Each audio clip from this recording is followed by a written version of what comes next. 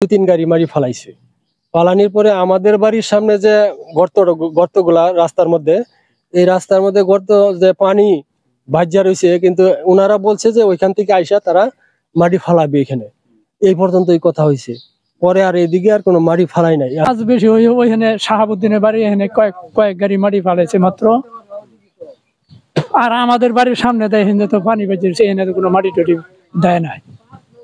আমাদের কোনো কাজ হয় না, সামনে সামান্য কিছু মাটি ফালছি শুনছি কিন্তু দেখি না। কিন্তু এদিকে আর আমার সম্ভবত আসছে কিনা আমি জানি না। এখানে আজকে বোধহয় 1 মাসের উপর দিয়ে জনগণ যে একটা পরিশ্রম করতেছে, এখানে গাড়ি ভ্যান গাড়ি কন, ধান ভাঙানো কন, ওই যারা ওই অটো লিয়ে যায় এখানে যাইতে পারে না, ওই থেকে আরো 1 কিলোমিটার ঘুরে ওই দিতে যায় না, 4জন 5জন ঢাকা এলে যায়, তাও অনেক কিছু ইয়ে হয়। কিন্তু আমরা ধান ভাঙাইতে পারতেছি না, আমাদের অনেক কষ্ট। এখানে একটা গুরুস্থান আছে এখানে, বুঝছেন, সারা বছর এই গুরুস্থানের উপরে পানি দিয়ে গেছে, এখানে আটকাইছে।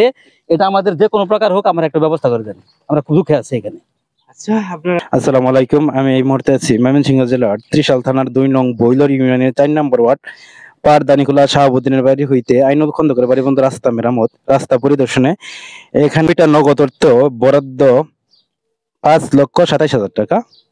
আপনারা সরজমিনে দেখেন এই রাস্তার কতটুকু কাজ হয়েছে।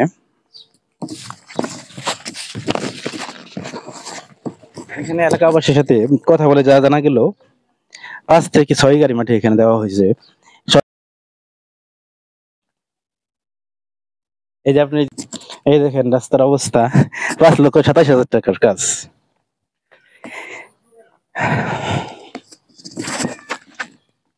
দেখেন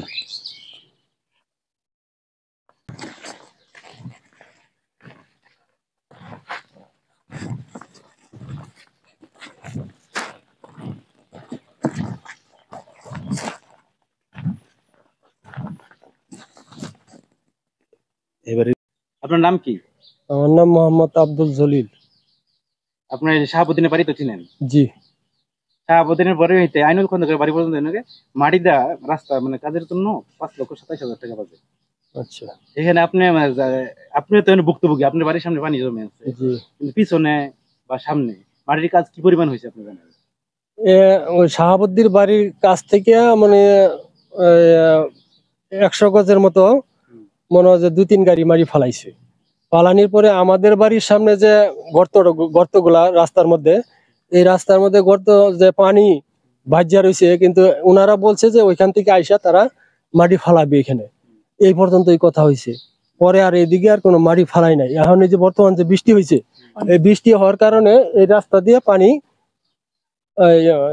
2 পাশে তো উঁচা, মাঝখানে পানি ভাজ্যা, মানুষ চলাফেরা করতে পারে না, গাড়ি ঘোড়া যাইতে পারে না, বিভিন্ন ধরনের সমস্যায় ভুগতেছে। ওইখানে তো 4-5 গাড়ি মাটি ফেলেছে, এটা দেখছেন?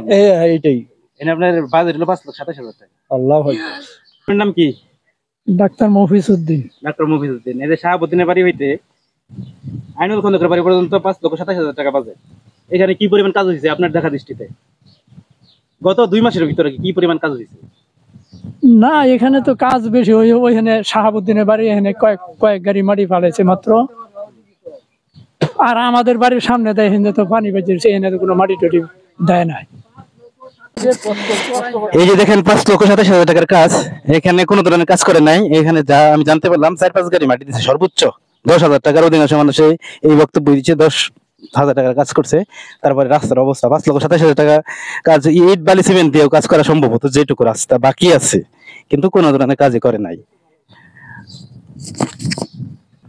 এই যে রাস্তার অবস্থা দেখেন, এখানে বাজেট 5,27,000 টাকা। জুন মাস প্রায় সন্নিকটে, তারপরে কোনো ধরনের কাজের অগ্রগতি নাই। টাকা কোথায় গেল 5,27,000 টাকা? এই দেখেন রাস্তার যদি এই অবস্থা থাকে।